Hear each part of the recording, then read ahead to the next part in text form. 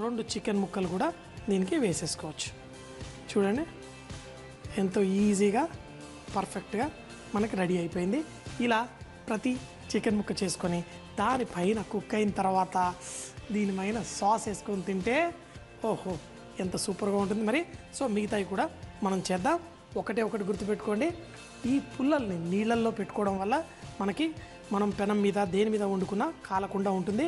So ఈ చికెన్ని చక్కగా ఇలా మనం ఒక బ్రెస్ట్ పీస్ తీసుకున్నాం అనుకోండి, ఒక చికెన్ బ్రెస్ట్, దాంతో మనకి ఇలా 4 పోర్షన్ల వరకు మనం చేసుకోవచ్చు. మరి ఈ చికెన్ పీసెస్ చూడండి చక్కగా ఎంతో ఈజీగా మనం పెట్టేసుకున్నాం. అయితే ఇంకొకటి ఏంటంటే కటింగ్ చేసినప్పుడు కూడా లావుగా రాకుండా చక్కగా ఈవెన్గా వచ్చేట్టు చేసుకుంటే మనకి చికెన్ పర్ఫెక్ట్గా కుక్ అవుతుంది. సో మరి చికెన్ అయితే చూస్తాం, మరి చట్నీ ఎలా చేయాలో చూద్దాం. మరి మీకోసం ఈరోజు ఈ మ్యాంగో చిమచూరి సాస్ ఎలా చేయాలో చూపిస్తాను. మనం వెల్లుల్లి తీసుకొని దాంట్లో కొంచెం అంత మిరియాల పొడి, మరి కొంచెం అలాగే కొంచెం మన ఎండు మిరపకాయల ఫ్లేక్స్ అయినా వేసుకుంటే బాగుంటుంది. అలాగే దీంట్లో కొత్తిమీర, కొంచెం కొత్తిమీర ఎక్కువగా వేసుకుంటే బాగుంటుంది. దీంట్లో మనం మామిడికాయ గుజ్జు, పండు మామిడికాయ గుజ్జు కూడా ఇందులో వేసుకుంటే బ్రహ్మాండంగా ఉంటుంది. దీంతోపాటు కొంచెం అంత ఉప్పు, అలాగే దీంట్లో కొంచెం అంత వెనిగర్. అయితే ఈ వెనిగర్లో ఉన్న పుల్లదనం, ఆ మామిడికాయలో ఉన్న తీయదనం కొంచెం మంచిగా టేస్టీగా తయారవుతుంది. కావాలనుకుంటే మీరు చిటికెడంతా పంచదార కూడా మీరు ఇందులో వేసుకోవచ్చు. దీంతోపాటు ఆలివ్ ఆయిల్ కూడా ఇందులో వేసుకుంటే బ్రహ్మాండంగా ఉంటుంది. దీంతోపాటు నిమ్మకాయ రసం కూడా వేసుకుంటే బాగుంటుంది. ఒకవేళ నేనైతే ముఖ్యంగా వెనిగర్ కంటే ఈ సాసుల్లో నిమ్మకాయ రసమే ఎక్కువగా ప్రిఫర్ చేస్తాను. మీ దగ్గర 2 ఉంటే కొంచెం వేసుకోండి, బాగానే ఉంటుంది.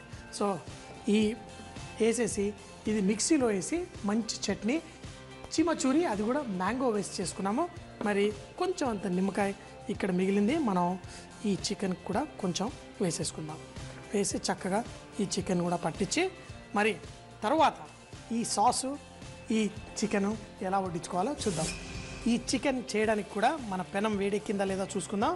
తర్వాత కొంచెం నూనె, ఎందుకంటే మనం చికెన్ వేసినప్పుడు ఆ చికెన్ పీసులన్నీ దీన్ని అంటుకోకుండా లైట్గా కొంచెం అంతా ఈ పెనానికి ఇలా వేసేసుకుందాం. అయితే మీరు ఇప్పుడు చూశారు కదా, ఇలా గీతలుగా ఉండడం వల్ల మనం చికెన్ బ్రెస్ట్ అలాంటివి చేసుకున్నప్పుడు చక్కగా మనం ఫోటోలలో చూస్తూ ఉంటాం కదా, గీతలుగా అలా వస్తుంది. అంతేకాకుండా చికెన్ దీనికి గట్టిగా అంటుకుపోకుండా కూడా ఉపయోగపడుతుంది. మరి ఈ చికెన్ పీసెస్ని మనం చక్కగా ఇలా వేసేసుకుందాం.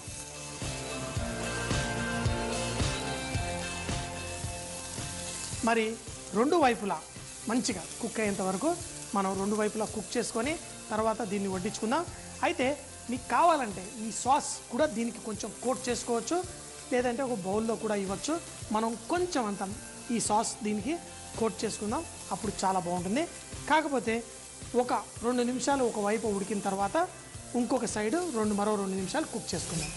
చికెన్ ఒకవైపు కుక్ అయిన తర్వాత మరోవైపు ఇలా తిప్పేసుకుందాం. చూడండి, మనం కొంచెం నూనె పెట్టడం వల్ల కింద అంటుకోకుండా పర్ఫెక్ట్గా మనకి కుక్ అవుతుంది.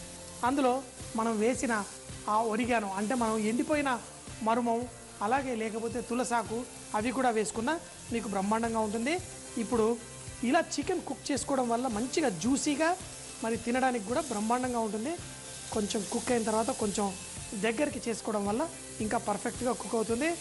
మరి నాకేమో తినేయాలని ఉంది, కానీ ఒక 2 నిమిషాలు ఆగాల్సిందే.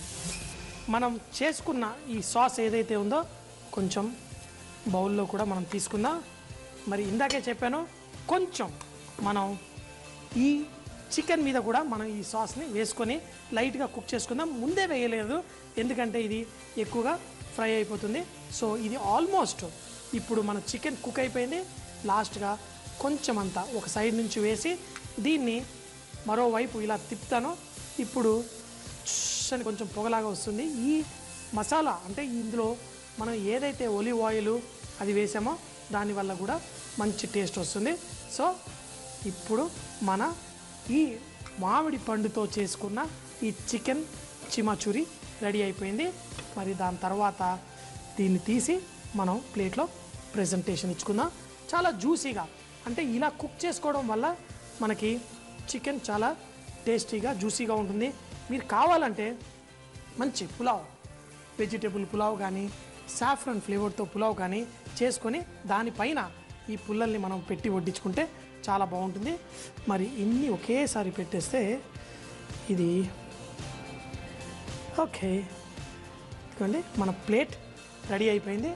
దీన్ని మనం కొంచెం వేడివేడిగా తింటేనే సూపర్గా ఉంటుంది. మరి మన చికెన్ చక్కగా బ్రహ్మాండంగా ఏంటి మంచి సువాసన ఎంత బాగుందంటే చక్కగా మైల్డ్, పిల్లలైనా ఎవరైనా భలే ఎంజాయ్ చేస్తారు. మీరు కావాలంటే కొంచెం కారం తక్కువ వేసుకోండి పిల్లలకి, కానీ మనకైతే పచ్చిమిరపకాయలు కూడా ఇందులో వేసుకోవచ్చు. ఎండుమిరపకాయలు, మిరియాల పొడి, కారం మంచిగా ఆహా మైల్డ్ ఫ్లేవర్తో ఉన్న ఈ చికెన్